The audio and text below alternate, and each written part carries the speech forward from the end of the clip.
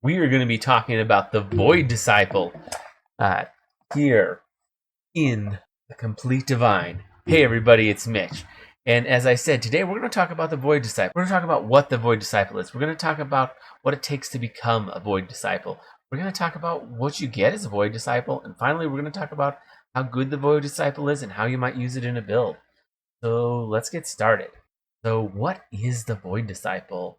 Well, it all comes down to the fifth element of the void. Now, from everything I've been told, this class is actually loosely based on the Shugenja. Now, the Shugenja is a base class from this same book of Complete Divine that is based off of four elements. The fifth element is void, and that is what the Void Disciple is all about.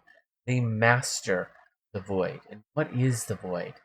The void is that in-between force. It's that force that links all other forces together. It is the glue that holds reality together. That is the void. It is what holds everything together. So that is what they master.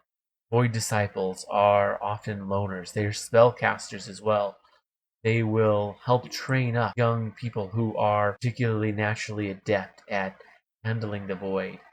They'll teach them the ways of it.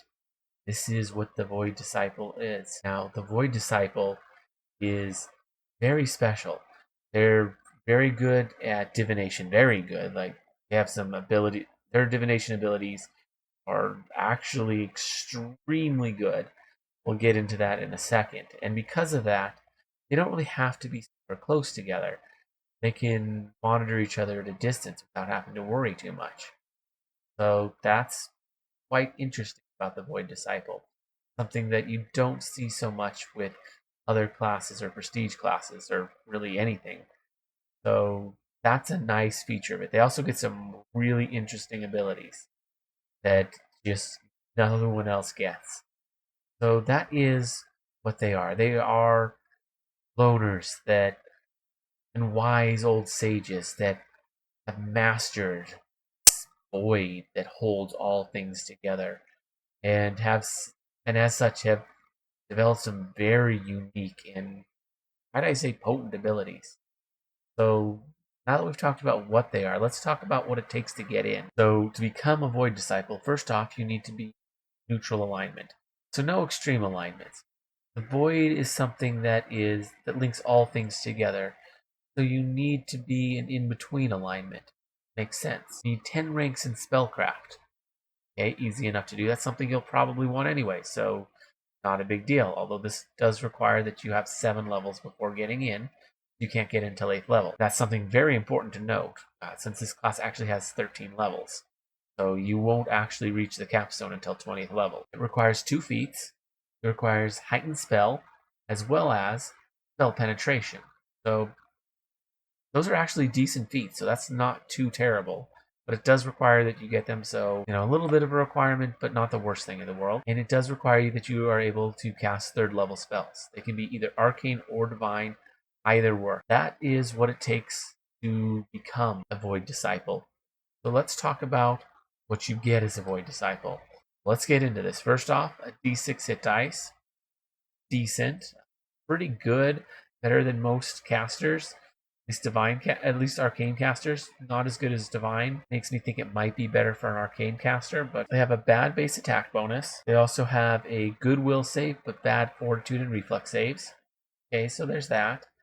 In terms of skills, it's 2 plus int per level, and well, their skill list is okay. It has all the important ones. So concentration, spellcraft, and knowledge. It has all the knowledges, so regardless of which knowledge you might want, depending on which spellcasting class you're going in with, you're still going to be able to have it. So that's good. This is very important, especially for Epic. So it has all the important ones, as well as a few other decent skills. So nice. Now, they don't get any weapon or armor proficiency, which, okay, that's fine. They gain spellcasting, but not every level. They actually lose a lot of spellcasting getting into this. They gain it at 2nd, 4th, 5th, 6th, 8th, 10th, 11th, and 12th. So weird levels that they get spellcasting. So it's a really weird progression. They gain Sense Void at first level, which is an interesting ability. Basically, it lets them project their physical senses to some other location. Now, the way that it's implied, it seems that you lose the ability to to use your senses at your location because you've projected them somewhere else. So you are vulnerable when you do this. At least that's my understanding. Other DMs may have other interpretations on that, but you are able to project your senses out at a distance, and this isn't based on familiarity, just distance. You have to make a spellcraft check to see how far it is, and quite frankly, it's not that difficult. A lot of them, ones that you should be able to do fairly reliably, especially seeing as it took 10 ranks to get in. I mean, the highest one is 25. So if you roll a 15 on the die and don't have any negatives to your intelligence, which you shouldn't, it should probably be positive, you'll make it. And that's just at first level. Now, odds are it's going to be even higher, so you'll pretty reliably be able to make these checks, even at early levels. You also, as you level up, gain some extra abilities on this. At 5th level, you gain Detect Magic and Detect Evil at will. Interesting. They're decent abilities. I mean, they're low level spells. At will's nice, but there's a lot of things that give those ones at will. At 9th level, you get Discern Lies, and you also get a plus 10 on Sense Motive. That's kind of huge. And at 10th level, they get Detect Thoughts at will, which is kind of huge. And these are all supernatural abilities, not spell-like. There's no spell resistance that you have to get through in order to use these. And on top of that, there's no save. So these are actually particularly potent. At 4th level, they get Moment of Clarity. This one's kind of crazy. It allows them to give anybody any feat that they want or bestow upon them basically double ability. If they wanted to make a climb check, they could use double strength instead of just regular strength. Effectively, they actually get ranks equal to their strength modifier, but effectively they get a double the modifier of their stat. So that's interesting. And they can do it twice per day and then more at higher levels. And same with Sense Void. They can end up doing that quite a few times per day by 13th level. So kind of nice. Like 7 times per day by 13th level, which is nuts. They also get Altering the Course. This one's interesting. So at 7th level, they are able to just get a plus 20 on any attack roll, skill check, or ability check. So that's interesting. Not the greatest thing in the world, but it's all right. Now, at 10th level, they get a really good one. They get Void Release. This one lets them, when they touch their ally then can take one of their stats and apply their highest modifier to it. So any stat that they choose, they can suddenly put their highest ability on instead, and they still have their highest ability on their highest ability. So this can be really big, and your ally gets to choose on this. So pretty nice. No save, no nothing. Not that you'd want to. It's purely beneficial. So very, very good. And this lasts for a number of rounds equal to half your level. I believe it's probably class level, not character level, but still, that's going to be at least 5 rounds, possibly more, possibly 6, I guess, which isn't terrible. And at 12th level, they get Void Suppression. Now, this one's insane. Void Suppression, they can make a melee touch attack. And if they succeed, there's no save, no spell resistance, no way to avoid this other than just not getting touched. So, other than having a high touch AC or physically preventing the Void Disciple from getting near you some other way, like wind or being high up or behind a barrier or whatever. If they manage to succeed on this touch attack and actually touch you, then they can make it so that any one ability check of their choice, so any one ability of the Void Disciple's choice, will now be using the lowest ability. So you see this big raging barbarian, it's like, I'm gonna go strength. And all of a sudden their strength becomes whatever their lowest ability is, which possibly intelligence. Now all of a sudden their strength is like 3. And it's like, well, not so strong anymore. He might even just drop his weapon because he can't carry it. That's an actual possibility, depending on how min-max the guy is. So that one's incredibly strong. No saving throw, no spell resistance, no nothing. It's a supernatural ability. So this thing just, if you hit with your touch attack, it just works. So it's crazy good. And finally, at 13th level, they get Void Strike, which makes it so that they can make a melee touch attack that will do 1d4 negative levels, which isn't bad. Nothing compared to what they've got before, though. But that's what they get, and that's a once a day thing. So that is what you get as a Void Disciple. Let's talk about how good they are. Whew. Well, they lose a lot of casting. They lose 5 levels of casting if you take all 13 levels of this. But they gain some pretty crazy broken stuff in exchange. Like their ability to scry with no penalty. It's not even really scrying, so a lot of scrying protections just won't work.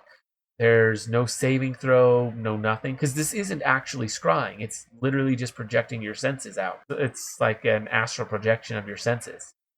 So, yeah, a lot of scrying protections won't work.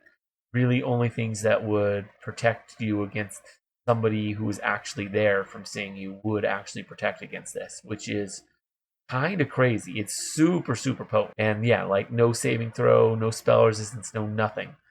So very, very good divination right there. And they get that at first level. That's just a 1 level dip if they want that. Granted, it's only once a day if they go that route, but still, might be good to take more than just 1 level. And taking a second level gets you some spell casting, because you do lose it at first level. So a 2 level dip, not bad. Now, level 3, you don't get much. You just get another use of Sense Void. That's literally it. You definitely don't want to stop at 3 levels. You may want to keep going past that, but this is a terrible class to stop at 3 levels on. This third level is really bad. But fourth level, that one's pretty good. 1, you get spell casting, which is always good. And 2, you get Moment of Clarity, which is very potent, being able to just give anybody any feat that they want for a while. Yeah, that's kind of really good. It can allow for some really crazy options. Like, it gives you a lot of options. Plus, it can make it so that you can buff any skill potentially by a lot if they have a really high ability modifier. So yeah, I'm not sure if you can use this on yourself, but I don't I don't think you can, but still being able to use this on an ally, very, very good. Very worth the 4th level. Whether or not it's worth stopping at 3, hard to say, but because you lose a lot from 3rd level, but 4th level is very much worth it. And you might as well take 5th as well, because you get more casting in and you get some more buffs to your senses, so that's kind of cool. And 6th level, I mean, more casting, might as well. 7th level is okay, no casting. It's kind of bad overall, I'd say. Altering the course, not entirely terrible. Get a plus 20 on a roll, not bad, but at the same time, it's not really worth the loss of casting level. But what you're going to get later could very well be. 8th level, you get another use of Moment of Clarity, or casting, so that's alright. 9th level, you get Sense Void and Empathetic Senses, but no casting. Hard to say if that's worth it. That plus 10 bonus to Sense Motive is not bad at all, but losing the casting is kind of big. But if you can stick that one out, the next few levels are absolutely massive. That's when you get the really, really big stuff, because that's when you get Void Release, which just make an ally so much more potent threat. And then Void Suppression, which is just a really, really reliable way to take an enemy and make them just not a threat anymore. Like hit a caster with that potentially even, and just now they can't cast their spells anymore because, oh, guess what? Their strength wasn't high enough in order to cast any spells. Well, that sucks for them. Or, maybe they can still cast some, but they can't cast their highest level spells anymore because their lowest stat isn't a 19, so they can't cast 9th level spells. Like, well, sucks for them. It can be really, really big. Granted, you're 19th level by this point, but still, that's huge. Yeah, losing 4 caster levels to get it is a lot, but it can be very worth it. Now, their capstone isn't great. I mean, negative levels is really nasty, and it can't bolster undead, so that makes it worse, actually. But at the same time, it's like, is it really worth losing a caster level? Not really. Being able to get Detect Thoughts at will isn't bad. That's a pretty good reason to get 13th level, I guess. But hard to say whether that last level is actually worth it. but if you're going to invest into this class, I can see, either you take like a level or two, or you go all the way to 12. I don't know why you'd go to 13, but yeah, that 12th level ability is crazy. So yeah, that's the Void Disciple. Let me know what you guys think down in the comments below. I always love hearing from you. If you enjoyed the video, consider giving it a like. Maybe subscribe for more D&D 3.5 content, because I do one of these on every single class, race, and prestige class in Dungeons & Dragons 3.5. So don't miss out on that. Also, in the description below, I'm going to have a link to my Discord as well as to my Twitch, because I stream on Twitch and have a Discord. So check that out. But anyways, as always, I'm Mitch. Seeing ya.